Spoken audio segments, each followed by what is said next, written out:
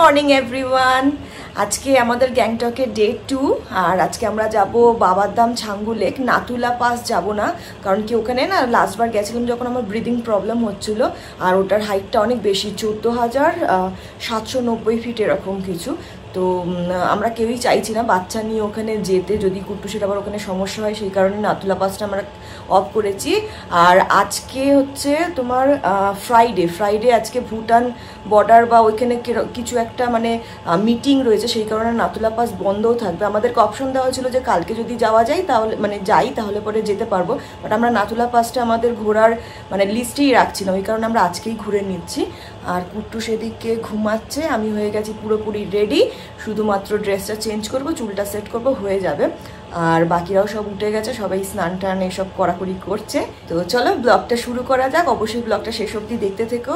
চা বসিয়ে দিয়েছি, লাল চা বানাচ্ছি, এটা আমার রজত আর অপর্ণার জন্য, আর অরিকে কফি বানিয়ে দিয়েছি, ওর আবার দুধ চা ছাড়া পোষায় না। 6:25 বাজে, এখনো কুট্টুস ঘুমাচ্ছে। গরম গরম চা রেডি, একদম ধোয়া উঠছে। এবার চাটা খেয়ে নিই কুট্টুস ওঠার আগে, তারপরে ও উঠলে পরে ওকে রেডি করে আমরা বেরিয়ে পড়বো। আমরা রেডি হয়ে গেছি, সবাই বেরিয়ে পড়ছি। এখান থেকে আমাদেরকে কোনো একটা মানে ট্যাক্সি বা কিছু করে মানে এক জায়গায় পৌঁছাতে হবে, একটা স্ট্যান্ড নাম বলেছে আমি জানি না, ট্যাক্সি স্ট্যান্ড, ওখান থেকে আমাদের গাড়ি আছে। এখান থেকে জাস্ট হার্ডলি 5-7 মিনিট হয়তো লাগবে, আর যেহেতু খুব উঁচু জায়গা সেই কারণে হেঁটে যাওয়ার রিস্ক নেব না। আর এখন বাজে 7:30, আমরা পৌঁছে যাব 8টা এরকম নাগাদ টাইম দিয়েছে। ওই অরি ট্যাক্সি দাঁড় করাচ্ছে ওখানে, কুট্টু শরের কাছে রয়েছে। চলো গাড়িতে উঠে কি করছি না করছি সব তোমাদের সঙ্গে শেয়ার করবো। 2019-এ সিমলা কুলু মানালি ঘোরার পর আমাদের নেক্সট ট্রিপ ছিল এটা। তো সেই কারণে জানো তো আমার এই ট্রিপটা থেকে প্রচুর পরিমাণে এক্সপেকটেশন ছিল, প্রচুর কিছু প্ল্যান করে রেখেছিলাম যে এই গানে আমি রিলস বানাবো, এইখানে আমি ভিডিও করব, এইখানে ফটো তুলবো, এই রকম ভাবে আমি ফটো তুলবো। বাট সেই প্ল্যানে পড়ে গেছে জল, কারণ কি আমার পতিদেব মশাইয়ের শরীরটা খারাপ করে গেছে। আর এটা তো হবারই ছিল, আমি তো আগে থেকেই জানতাম। হাওড়া থেকে আমাদের যেদিন ট্রেন ছিল সেদিন তোমাদেরকে বলেছিলাম, নিশ্চয়ই তোমাদের মনে আছে, যে লাগেজ প্যাকিং করা নিয়ে অরির সঙ্গে আমার টুকটাক একটু খিটির লাগছিল। সেদিন যদি আমার কথাটা মেনে একটু ঠিকঠাক ভাবে গুছিয়ে জিনিসপত্র নিয়ে আসতো, তাহলে আজকে এই শরীর খারাপটা হতো না। না একটা থার্মাল এনেছে, না একটা এক্সট্রা সোয়েটার এনেছে, না কোনো শল, নাথিং, কিচ্ছু আনেনি, কোনো ভারী মোটা গেঞ্জি পর্যন্ত আনেনি, শুধুমাত্র এই যে জ্যাকেটটা পরে রয়েছে সেই জ্যাকেটটাই নিয়ে এসেছে। ব্যাস হয়ে গেছে হালকা ব্রিদিং প্রবলেম, আর এমনিতেই ওর সর্দির ধাঁচ রয়েছে, তো নাকটাক বন্ধ হয়ে আসছে, হাত পা চলছে না, হাত পা কাঁপছে, এইরকম প্রবলেম হয়ে যাচ্ছে। তার উপর আমাদের কুট্টুসটা, ও তো একদম হাঁটতে চায় না, শুধু কোল। আমরা নিজেরাই এত সোয়েটার জ্যাকেট পরে রয়েছি, তার উপরে ও যেই জ্যাকেটটা পরে রয়েছে মানে কুট্টুস, ওটা অনেকটা স্লিপ করছিল কোলে নিতে গেলে। তার উপরে রয়েছে আবার আমার কোমরের প্রবলেম, সেই অবস্থায় আমি কুট্টুসকে কিভাবে কোলে নিতে পারবো? এবার কুট্টুসকে কোলে নিয়ে এরকম পাহাড়ি রাস্তায় আমি কি করে ভিডিওটা নেব, সব মিলিয়ে ঝুলিয়ে না আমার না মানে আর ভালো লাগছিল না। বারবার তো এরকম জায়গায় আসা সম্ভব নয়, তো যেটুকানি সম্ভব হচ্ছিল আমার পক্ষে আমি ভিডিও করে রাখছিলাম। আজকে যতটুকু ভিডিও দেখতে পাচ্ছ খুব কষ্ট করে আমার নেওয়া ভিডিওটা। ছাঙ্গু লেক যাওয়ার পথে এখন আমরা একটুখানি জাস্ট একটু এই জায়গাটাতে হল্ট করেছি, একটু ব্রেকফাস্ট করব, আর কিছু মানে যারা ওয়াশরুম যাওয়ার রয়েছে তারা একটু ওয়াশরুম যাচ্ছি। আর ব্রেকফাস্ট সেরে একটুখানি ফটো নিয়ে তারপর এখান থেকে জাস্ট আর 5 মিনিট লাগবে বললো। তো এই হচ্ছে এখানকার ভিউ, এই যে এই হোটেলে ব্রেকফাস্ট করব। কি দারুণ লাগছে, প্রচন্ড ঠান্ডা, কথা বলতে পারছি না, ঠোঁট কাজ করছে না। কুট্টুসকে দেখো, ভাল লাগছে তো বাবা? হ্যাঁ। ম্যাগি স্যুপ অর্ডার করলাম, এই যে ম্যাগি, আর ওরা 1 প্লেট মোমো ট্রাই করেছে, ভেজ মোমো, বাট মোমোটা অতটা ভালো লাগেনি, মানে খোলটা বেশ মোটা না বলছে, ওই ভেতরে স্টাফিংটা কাঁচা বলছে। আর কুট্টু বাবা এখন বিস্কুট খাচ্ছে, আর এখানে চিপসের প্যাকেটও কেটে রেখে দিয়েছে। বাবা স্যুপ খাবে তো, ম্যাগি স্যুপ? আমাদের অমলেট চলে এসেছে, এই গ্যাংটকে অমলেটটা অনেক ভালো লাগে, ওই কারণে আমি বললাম ওকে অমলেটটা ট্রাই করো একবার। কেমন হয়েছে? অমলেট কে বলেছে? অমলেট আমি বলেছি, আমি ডিম প্রথম থেকেই বলছিলাম। আরে আমি তো তোমাকে বলেছি অমলেটটা ট্রাই করবে এখানে। छंगू लेक कहाँ है भैया? छंगू यही तो है छंगू लेक। तो कहाँ पे हम लोग को उतरना है? छंगू लेक देखना है ना? आज समय है, और तब अब दोनों इधर उतरेगा। चामड़ी गोरू, यक। अच्छा কি সুন্দর না বাবা। এবার আমরা বরফের উপরে উঠবো। ফার্স্ট টাইম যখন আমি গ্যাংটকে ঘুরতে এসেছিলাম বাবা মার সাথে, তখন আমার বয়স 5 বছর হতে যায়। মানে আমরা এপ্রিলের দিকে এখানে ঘুরতে এসেছিলাম, আর বাড়ি ফিরে 22 মেতে আমার বেশ ধুমধাম করে 5 বছরের জন্মদিনটা সেলিব্রেট করা হয়েছিল। তো আমার এখনো ক্লিয়ারলি মনে রয়েছে সেই সময় এই ছাঙ্গু লেকে যে জলটা দেখতে পাচ্ছ, এটা পুরোপুরি আমরা বরফ অবস্থাতে দেখেছিলাম। মানে এই জলের উপরে পুরোপুরি একটা বরফের লেয়ার ছিল। বাট তারপর থেকে যতবারই আমরা এখানে ঘুরতে এসেছি, কোনো বাড়ি আর ছাঙ্গু লেকের এই জলটাকে বরফ অবস্থাতে দেখিনি। তো যাই হোক, চলো এবার পাস্ট থেকে চলে আসি প্রেজেন্টে। তো দেখতেই পেলে আমরা ছাঙ্গু লেকে এসেছি, কিন্তু গাড়ি থেকে নামিনি। তার কারণ হচ্ছে আজকে যেই যে স্পট ভিজিট করার রয়েছে, সব থেকে যেটা মানে বেশি ডিস্টেন্সে রয়েছে, সেখানটাই আমরা আগে ঘুরতে যাব। তো যেহেতু আজকে আমরা নাথুলা পাস যাচ্ছি না, তো সেই কারণে আমরা ডিরেক্ট চলে যাচ্ছি আগে বাবা মন্দির। বাবা মন্দির ঘুরে আমরা রিটার্ন হওয়ার সময় তো আবার এই রুট ধরেই যেতে হবে। তো সেই সময় ছাঙ্গু লেক ঘুরে আমরা হোটেলে ব্যাক করব। যাই হোক, চলো তোমাদেরকে এখন আমি বাবা হরভজন সিং এর একটা গল্প বলি। গল্পটা যদিও তোমাদের প্রায় সবারই জানা, কিন্তু তবুও যদি কেউ থেকে থাকো এমন যাদের এই গল্পটা জানা নেই, তাদের জন্য বিশেষ করে আমি বলছি। বাবা হরভজন সিং ছিলেন ভারতীয় একজন সেনা, যিনি 1968-এ অন ডিউটিতে বরফের ওপর দিয়ে হেঁটে যাওয়ার সময় বরফের ভেতরেই ছিল একটা জলাশয়, যেটা না খেয়াল করায় জলের স্রোতের সঙ্গে বয়ে গিয়েছিলেন। কোনো ক্রমে একটা ঘোড়ার লেজ ধরে তিনি বাঁচার চেষ্টা করেছিলেন, কিন্তু এইরকম জলের স্রোতের সঙ্গে কিছুক্ষণ যুদ্ধ করার পর তার হাত থেকে ঘোড়ার লেজটি ফসকে যায় এবং তিনি জলের মধ্যে তলিয়ে যান। এরপর সেনাদের অনেক খোঁজাখুঁজির পরও যখন তার হদিশ মিলছিল না, তখন সেনাবাহিনীর তরফ থেকে তার একটা নামকরণ করা হয়ে গিয়েছিল পলাতক সেনা। এরপরই একদিন রাতে নাকি বাবা হরভজন সিং তার একজন সেনা সঙ্গীর স্বপ্নে আসেন এবং তাকে বলেন, আমি পলাতক সেনা নই, আমি জলের স্রোতে প্রাণ হারিয়েছি। তিনি স্পেসিফিক্যালি বলে দিয়েছিলেন যে তার মৃত বডিটি এবং তার রাইফেল এবং মানি ব্যাগ এগুলো কোথায় রয়েছে। সেই জায়গাটিতে যাওয়ার পর সেনারা কিন্তু সত্যি সত্যি সেই মৃতদেহ এবং রাইফেল উদ্ধার করেছিল। তারপর থেকে বিভিন্ন সময় যখনই দেখা গেছে যে ভারতের ওপরে কিংবা ভারতীয় সেনাদের উপর কোনো বিপদ ধেয়ে আসছে, বাবা হরভজন সিং সেগুলি স্বপ্নাদেশের মাধ্যমে আগাম জানিয়ে দিতেন। কিন্তু আগাম খবর পেয়ে যাওয়ার দরুন ভারতীয় সেনারা কিন্তু সেই বিপদ থেকে উদ্ধার হয়ে যাচ্ছিল। এই অবিশ্বাস্য এবং আশ্চর্য অলৌকিক ঘটনাগুলি দেখতে দেখতে সকলের কাছে হরভজন সিং কিন্তু বাবা হরভজন সিং হয়ে উঠলেন এবং তারপরই ওনার প্রতি শ্রদ্ধা জানানোর জন্য তৈরি করা হয়েছিল এই মন্দিরটি, যেখানে বাবা হরভজন সিং এর প্রত্যেকটি ব্যবহার করা জিনিসপত্র রাখা ছিল, যেমন ওনার খাট, জুতো, ওনার রাইফেল, ইউনিফর্ম এবং অফিসিয়ালি সেনাবাহিনীদেরকে যা যা দেওয়া হতো, যেমন সেনাদের যা স্যালারি, যা ইনক্রিমেন্ট, 3 বেলার খাওয়ার, এইরকম সবকিছুই কিন্তু বাবা হরভজন সিং এর জন্য বরাদ্দ রয়েছে। বেশ অনেক সময় খেয়াল করেছে বাবা হরভজন সিং এর বিছানার উপরে ভাত পড়ে রয়েছে এবং বিছানাটিকে দেখেও মনে হচ্ছে যেন কেউ এর মধ্যে শুয়েছিল। এবং ঘরের মধ্যে থাকা পরিষ্কার করে রাখা ওনার জুতো জোড়াটার মধ্যেও কাদার চিহ্ন পাওয়া যায়, মনে হয় যেন কেউ এই জুতোটা পরে কাদার ওপর দিয়ে হেঁটে বেরিয়েছে।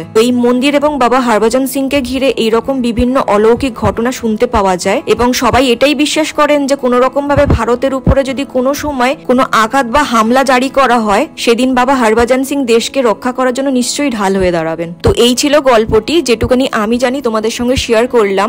যদি এর মধ্যে কিছু ভুল বলে থাকি তো আগাম সরি চেয়ে নিচ্ছি। তো আমরা পৌঁছে গেছি বাবা হরভজন সিং এর মন্দিরে, আর এই মন্দিরটা দেখে তো আমি তো জাস্ট অবাক, একদম চিনতেই পারছি না। আমরা আগে যতবার এসেছি ততবার কিন্তু এই মন্দিরটাকে না একটা ওপেন স্পেসের মধ্যে দেখেছিলাম, এইরকম কাঁচ দিয়ে সুন্দর করে একটা মন্দিরের মতন বাঁধানো, এরকম কোনোবারই দেখিনি। যদিও আমরা লাস্ট কবে এসেছি সেটা শুনলে পরে তোমরা উল্টে আমাকেই বলবে যে তুমি তো বোকা বোকা কথা বলছো, এত বছরে তো এগুলো চেঞ্জ হওয়ারই কথা। আমি যখন কলেজের মেবি 2nd ইয়ার বা 3rd ইয়ার ছিলাম, সেই সময় আমরা লাস্ট এখানে এসেছিলাম, কিন্তু কালে কালে যে এতটা বেলা হয়ে গেছে সেটাই মনে থাকে না। গাড়ি করে আসার সময় দূর থেকে পাহাড়কে দেখে যা মনে হচ্ছিল যে প্রচুর পরিমাণে হয়তো বরফ পাবো, বাট কপাল খারাপ, বাবা মন্দিরে এসেও সেরকম ভাবে বরফ পেলাম না, এত কম বরফ পেলাম। ভেবেছিলাম কুট্টুসকে নিয়ে বরফে ভীষণ পরিমাণে এনজয় করবো, বাট সে ঘুরে বালি। পেলাম এই সামান্য একটু কিছু বরফ, যেটাও সবার পায়ে লেগে লেগে লেগে লেগে একেবারে পুরো চেপে গেছে।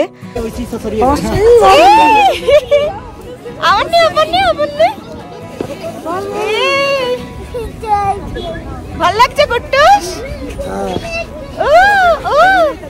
তাও যাতে কুট্টুসটা একটু মজা পায় সেই কারণে একটু বরফ নিয়ে খেলছিলাম আমরা, যেহেতু কুট্টুসের ফার্স্ট টাইম বরফ দেখা, তো একটু বরফটাকেও ছুঁয়ে দেখুক কেমন লাগে। প্রথমে যদিও একটু ভয় পাচ্ছিল, তারপরে কিন্তু খেলতে খেলতে ওর খুব মজা লেগে গেছিল।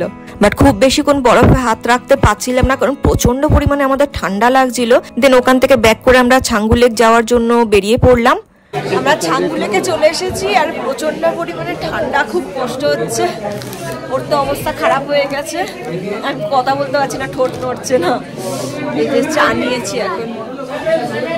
কি বলছিস? কি কষ্ট হচ্ছে? এখন প্রায় 3টের মতন বেজে গেছে। আমরা একটু লাঞ্চ করবো এখানে, তারপরে একটু সাইটসিন গুলো মানে এপাশে ওপাশে ঘুরে দেখবো কি আছে। আমরা এখন ফ্রাইড রাইস অর্ডার করলাম, এগ ফ্রাইড রাইস, আর এপাশে রয়েছে একদম স্পাইসি নুডলস। স্নোফল শুরু হয়ে গেছে।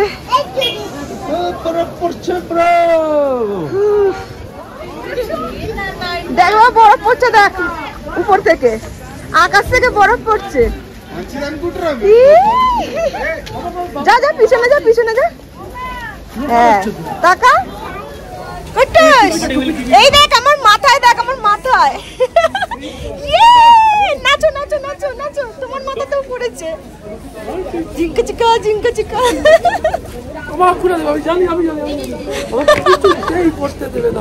সকালবেলা যখন আমরা এই রাস্তা ধরে আসছিলাম, ওয়েদারটা যদিও তখনই খারাপ করে গিয়েছিল, তোমরা ভিডিওতে নিশ্চয়ই বুঝতে পেরেছো। বেশ কিছু কিছু জায়গা তো এতটাই কুয়াশায় ঘিরে গেছিল, একদম অন্ধকার হয়ে যাচ্ছিল, সামনের গাড়িটাকে পর্যন্ত আমরা দেখতে পাচ্ছিলাম না। আর এখন তো ওয়েদার আরো বেশি বাজে হয়ে গেছে, ইনফ্যাক্ট স্নোফল শুরু হয়ে গেছে, দেখতেই পাচ্ছ।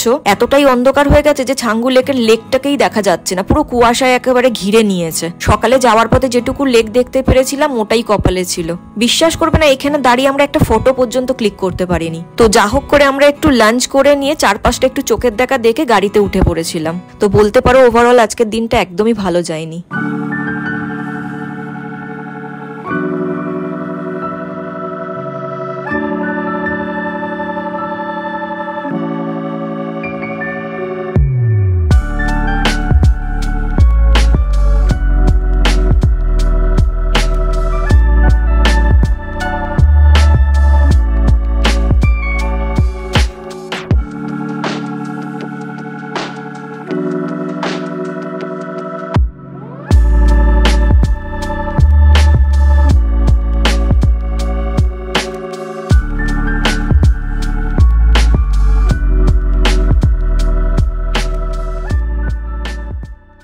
আমরা ঘুরে টুরে বাড়ি চলে এসেছি, আজকে অনেকক্ষণ আগে চলে এসেছি। কটার সময় এসেছি আজকে? তাও 5টা, এখন 5:45 বাজে। একটু আগে চা খাচ্ছিলাম যখন 5টা 20, হ্যাঁ 5টা বা 5টার আরো 10 মিনিট আগেই হয়তো এসে পড়েছি। এখন বাজে 5:30। আর আজকে আমাদের প্ল্যান হয়েছে একটু, বিশেষ করে রজতের, ওর খুব রান্না করার শখ, তো বাড়িতে রান্না করে রাতের ডিনারটা করব। কারণ কি কালকে প্রচুর পরিমাণে মানে খুব কষ্ট হয়েছে এমজি মার্গে খাবার দাবার করতে। আজকে যখন ঘুরতে গেলাম ওখানেও কিছু মানে লোকজন একসাথে বসেছিলাম, তো গল্প করছিলাম, সবই মানে রেস্টুরেন্টে খেতে বসেছিলাম। তারাও বলছিল যে কালকে খাবার দাবার নিয়ে খুব সমস্যায় পড়েছে। তো এই কারণে আজকে এখানে তো সমস্ত কিছু অ্যাভেলেবেল, দেখো এখানে প্রেশার কুকার থেকে আরম্ভ করে কড়াই, তারপরে সসপ্যান, তারপরে এখানে মশলা রয়েছে, নুন হলুদ তেল সব কিছুই অ্যাভেলেবেল রয়েছে। শুধু চাল ডাল আলু এসবগুলো বাকি আছে, মানে নেই ওগুলো, কাঁচা আনাজ ওরা আনতে গেছে, ঘরে রান্না করা হবে। এটা জানো তো, তোমরাও শোনো, এই বিস্কিটটা যে খাওয়া শুরু করে তাকেই শেষ করতে হয়, নাহলে পরে কে আসে বাবা, কে আসে ধরতে? কে? গাড়ি আসে প্যাঁ পু করতে করতে, পুলিশের গাড়ি, ওই জন্য এটা ফিনিশ করে দিচ্ছে। সব গুছিয়ে গেছে, রেখে দিলাম। যা ঘরের অবস্থা হয়ে গেছিলো, ঘুরতে বেরালে পরে তো সবারই এরকমই হাল হয়। বেরানোর সময় সমস্ত এটা ওটা সেটা নিয়ে সাজুগুজু করে টোরে এপাশ ওপাশে ছড়িয়ে ছিটিয়ে চলে যাওয়া হয়, তারপর আসার পর বোঝা যায় আসল মানে খেলাটা কি। তো সব কিছু গুছিয়ে গেছে নিয়েছি। রজত আর অপর্ণা একটু বেরিয়েছে এমজি মার্গে, ওদের টুকটাক কিছু কেনাকাটার ছিল। আমাদের শরীরটা একদম ভালো নেই, সেই কারণে আমরা বেরালাম না। তো চলো, এই ফাঁকে ঘরটা ফাঁকা রয়েছে এখন, তোমাদেরকে একটু মানে রুম ট্যুরটা দিয়ে দিই। তো যেহেতু এখন সন্ধে হয়ে গেছে, যতটুকু পারছি বাইরের পোর্শন দেখানো ততটুকু দেখাচ্ছি। এই হচ্ছে কয়েকটা স্টেপ উঠে আমাদের রুমটা চলে আসছে। চলো বাবা ভেতরে ঢোকো, দেখাও কি কি রয়েছে রুমের মধ্যে। এই হচ্ছে আমাদের ঘরে ঢোকার মেন গেটটা, এই যে এই ঢুকে গেলাম। ঢুকেই এপাশে একটা রুম পড়ছে, এই রুমটা রজতরা রয়েছে। দাঁড়াও গেটটা আগে দিয়ে দিই, মেন গেটটা। এই যে এটা দেখতে পাচ্ছ, এটা আমাদের ড্রয়িং রুম। এখানে বসে গল্প আড্ডা দিচ্ছি আমরা, টিভি দেখছি। তো এখানে এরকম বেতের সোফা সেট রয়েছে, খুব সুন্দর লাগছে এখানটাতে বসে চা কফি খেতে আর আড্ডা দিতে ভীষণই মজা হচ্ছে, তাই না? তাই তো? কি করছো তুমি এখানে বসে বসে? চলো নেক্সট কি রুম দেখাবে তুমি? তো আমাদের এই ড্রয়িং রুমের পর এপাশে যেটা চলে আসছে, এখানে কিচেন রয়েছে আর এখানে একটা কর্নার র্যাক মতন রয়েছে, সুন্দর ছোট ছোট করে একটু গাছপালা লাগানো রয়েছে, সব আর্টিফিশিয়াল রয়েছে গাছ। ছোট্ট একটা কিচেন রয়েছে, ওপেন কিচেন, সবকিছু খুব পরিষ্কার পরিচ্ছন্ন। এপাশে প্রেসার কুকার, যা যা ইউটেন্সিলস দরকার সেটা রয়েছে। এখানে কল রয়েছে, একটা অ্যাকোয়াগার্ড রয়েছে। এপাশে ইনফ্যাক্ট দেখো হেয়ার ড্রায়ারটাও রয়েছে, এটা আজকে আমার কাজে লেগেছে, সকালবেলা ভীষণ হেল্প করেছে। আর এখানে যেগুলো দেয় আর কি কমপ্লিমেন্টারিতে, চা পাতা, তারপরে দুধের প্যাকেট, কফি, নুন, চিনি সব দেওয়া রয়েছে। ইলেকট্রিক কেটেল রয়েছে। এপাশে আসো, এপাশে একটা রয়েছে ফ্রিজ, অনেকক্ষণ ধরে কুটুস দেখানোর চেষ্টা করছে। আচ্ছা চলো, কোন রুমটা এরপরে দেখাচ্ছিলে সেটা দেখাও। আচ্ছা এই রুমটা চলো খোলো। এখানে একটা রুম রয়েছে, এটা একটা ছোট্ট মানে কি বলবো, একজনের শোয়ার মতন বেড রয়েছে। এই রুমটা এক্সট্রা রুম, এটা আমাদের কোনো প্রয়োজনে লাগছে না, তো আমরা আমাদের লাগেজগুলো এখানটাতে রেখেছি। এই যে রুমটা দেখো বেশ সুন্দর, আর প্রত্যেকটা ঘরে রুম হিটার রয়েছে, এটা খুব ভালো, এটা কাজে লাগছে। খুব বেশি আমাদের কষ্ট হচ্ছে না একদমই, যদিও খুব বেশি একটা ঠান্ডা যেরকম চিল্ড মানে অতটা ঠান্ডা নেই। তো এই রুমটার পরেই পাশে যে রুমটা রয়েছে, হ্যাঁ খোলো খোলো, এটা আমরা নিয়েছি, আমি কুট্টু সরি তিনজনে রয়েছে এই রুমটাতে। তো এই হয়ে গেল রুমের ভেতরে। ফার্স্টেই রয়েছে একটা বেড, এই যে এই পাশে রয়েছে বাথরুম, বাথরুমে এখন অরি রয়েছে তাই এদিকে দেখাতে পারলাম না। এখানে একটা ল্যাম্পশেড রয়েছে। ও আচ্ছা এটা দেখাবো, এটা কুট্টুসের বেড, এখন এটার উপরে ও শুয়ে থাকছে। বাবা ও চার্জারটা ধরে না। এখানে একটা সোফা রয়েছে, একটা ওয়ার্ড্রব রয়েছে যেখানে ভর্তি জিনিসপত্র রয়েছে। আর এই যে দেখো, এটা কি, এটা তোর বিছানা? এরপরে চলে যাচ্ছি রজতদের রুমে, ঠিক তার অপোজিট, আমাদের রুমের অপোজিটেই রয়েছে রজতদের রুম। ওরা এখন নেই, বাট স্টিল আমি একটু ঢুকছি, যেটা একদমই উচিত নয়, আসলে পরে বলে দেবো তোমাদের রুমে ঢুকে একটু ক্যামেরা করেছি। এই যে সবই একই মানে কি বলবো, একই ডিজাইনের রয়েছে রুমগুলো। এই যে তো এখনো ওদের গোছাগুছি হয়নি কমপ্লিট, ওরা কেনাকাটি করে এসে তবে গোছাবে। চলো বাবা, এপাশে আমাদের রুমের সঙ্গে অ্যাটাচ একটা বাথরুম রয়েছে, ওদের রুমের সঙ্গে মানে রুমের বাইরেই বাথরুম রয়েছে। বাথরুমগুলো খুব পরিষ্কার পরিচ্ছন্ন, প্রত্যেকটাতে গিজার রয়েছে। তো এই হলো রুম ট্যুর। আমাদের তো খুব পছন্দ হয়েছে, তোমাদের কেমন লাগলো কমেন্ট করে জানিও। আর পরে আউটার ভিউটা তোমাদেরকে শেয়ার করবো দিনের বেলা, ঠিক আছে? তাহলে তোমরা বুঝতে পারবে এখানে আশেপাশে কোথায় কি রয়েছে। আর এখন আমি এই দুষ্টুর সঙ্গে যুদ্ধ করব। যুদ্ধ করবি আমার সঙ্গে? হ্যাঁ ঠিক আছে।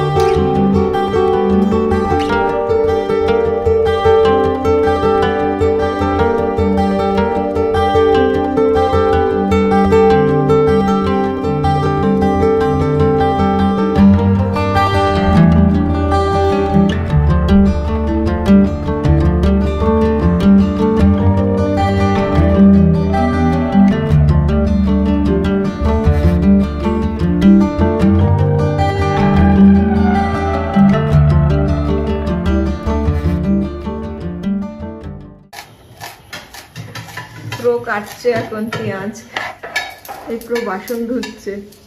আর তুই প্রো কি করছিস? তুই উইপ্রো।